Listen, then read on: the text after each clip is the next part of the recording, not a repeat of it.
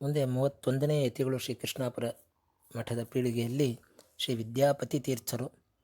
ಇವರು ಪಾಡಿಗಾರು ಸ್ವಾಮಿಗಳೆಂದರೇ ಪ್ರಸಿದ್ಧರಾಗಿದ್ದರು. ಉಡುಪಿಯಿಂದ 2 ಕಿಲೋಮೀಟರ್ ಉತ್ತರಕ್ಕಿರುವ ಪಾಡಿಗಾರು ಎನ್ನುವಲ್ಲಿ ಭೂಮಿಯನ್ನು ತಗೊಂಡು ಅಲ್ಲಿ ಮಠ ಕಟ್ಟಿಸಿ ಮುರಳೀಧರ ಶ್ರೀ ಗೋಪಾಲಕೃಷ್ಣನನ್ನು ಪ್ರತಿಷ್ಠೆ ಮಾಡಿ ನಿತ್ಯ ಪೂಜೆ ನಡೆಯುವ ಹಾಗೆ ವ್ಯವಸ್ಥೆಯನ್ನು ಮಾಡಿದ್ದಾರೆ.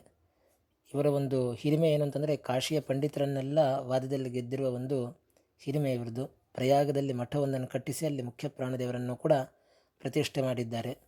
ಶ್ರೀ ಕೃಷ್ಣ ಮಠದ ಭೋಜನ ಶಾಲೆಯಲ್ಲಿ ಮೊದಲು ಒಂದು ಕೊಚ್ಚಿಗೆ ಅಕ್ಕಿ ಅಂತ ಅದರಲ್ಲಿ ಅನ್ನವನ್ನು ಮಾಡಿ ಸಮರ್ಪಣೆ ಮಾಡುವಂಥ ಒಂದು ಪದ್ಧತಿ ಇತ್ತು. ಅದನ್ನು ಬೆಳ್ತಿಗೆ ಅಕ್ಕಿಗೆ ಮಾರ್ಪಡಿಸಿದಂತಹ ಒಂದು ಕೀರ್ತಿ ಅನ್ನೋದು ಶ್ರೀ ವಿದ್ಯಾಪತಿ ತೀರ್ಥರಿಗೆ ಸೇರುತ್ತೆ. ಇವರಿಗೂ ಮತ್ತು ಪುತ್ತಿಗೆ ಮಠದ ಚಿಕ್ಕ ಪಟ್ಟದಲ್ಲಿದ್ದಂತಹ ಆಗಿನ ಕಾಲದ ಶ್ರೀ ರಾಜೇಂದ್ರ ತೀರ್ಥರಿಗೂ ಕೂಡ ಅನೇಕ ಬಾರಿ ವಾಕ್ಯಾರ್ಥ ನಡೀತಾ ಇತ್ತಂತೆ. ಇಬ್ಬರೂ ಕೂಡ ಬಹಳ ದೊಡ್ಡ ವಿದ್ವಾಂಸರು. ಒಮ್ಮೆ ವಾಕ್ಯಾರ್ಥ ಪ್ರಸಂಗದಲ್ಲಿ ಇಬ್ಬರಿಗೂ ವೈಮನಸ್ಸಾಗಿ ಪರಸ್ಪರ ಶಾಪವನ್ನು ಕೊಟ್ಟರು. ಆ ಕಾರಣದಿಂದ ಇಬ್ಬರೂ ಕೂಡ ಪುತ್ತಿಗೆ ಮಠದ ಶ್ರೀ ರಾಜೇಂದ್ರ ತೀರ್ಥರು ಮತ್ತು ಕೃಷ್ಣಾಪುರ ಮಠದ ಶ್ರೀ ವಿದ್ಯಾಪತಿ ತೀರ್ಥರು ಇಬ್ಬರೂ ಕೂಡ ಚಿಕ್ಕ ಪಟ್ಟದಲ್ಲಿರುವಾಗಲೇ ವೃಂದಾವನಸ್ಥರಾದರು ಅಂತ ಪ್ರತೀತಿ. ಇವರು 7 ವರ್ಷಗಳ ಕಾಲ ಗುರುಗಳ ಸೇವೆಯನ್ನು ವಿಶೇಷವಾಗಿ ಮಾಡಿ ಉಡುಪಿಯಲ್ಲೇನೆ ವೃಂದಾವನಸ್ಥರಾಗ್ತಾರೆ.